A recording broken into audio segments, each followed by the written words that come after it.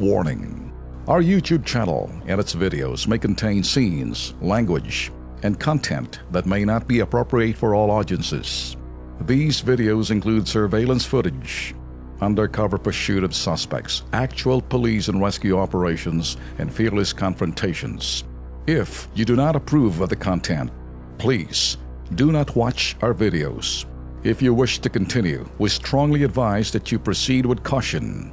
Viewers' discretion is advised.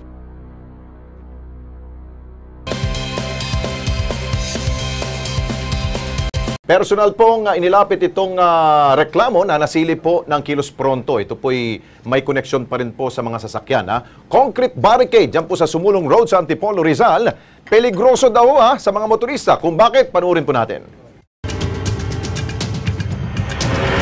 Ang proyekto ng gobyerno ay ginagawa para maging kapakipakinabang sa publiko.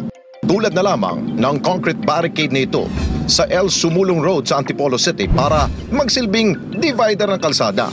Pero sa isang text na ipinadala sa Kilos Pronto, sa halip daw na pakinabangan nito, nagsisilbi pa raw itong panganib sa motorista. Sinilip ng KPT malugar para kumpirmahin ang sumbong. Sa harap ng Kapitolyo ng Rizal, ang sinasabing mga barikada, walang reflektor.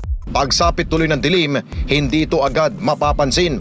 Ang isang concrete barricade nito nga, nakabalabag na at may palatandaang may nakasagi ng sasakyan. Pangamba ng mga motorista, tila nag-aantay ito ng isa na namang disgrasya. Mahirap, dikita. Mababaga ka dyan, dahil na paggabi. Patay ka dyan, kasi dapat dyan may reflector para nakikita. Po itong problema po dyan sa lugar na yan. Makakausap po natin, tinatawagan natin ang pamunuan po ng Antipolo. Antipolo, ito po yung Public Order and Safety Division po ng naturang lungsod. Okay, nasa linya na ba? Si Renato Flores, siya po ang OIC ng naturang Public Order and Safety ng Antipolo City. Ginoong Renato, magandang gabi po sa inyo, sir. Hello, sir. Magandang gabi po. I-clear ko lang, sir. Ano lang po ako.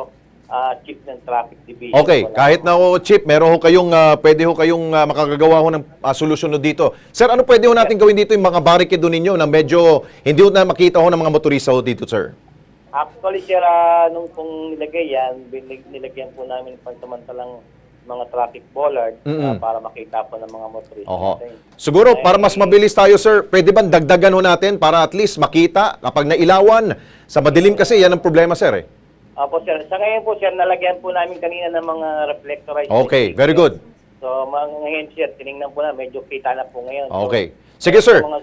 Antabayanan natin. Kapag meron pa rin pong reklamo, tatawagan namin kayo ulit, sir, ha? Sige po, sir. Sige po. Maraming salamat. Si Renato Flores po yan ng Antipolo City Government. Okay, thank you.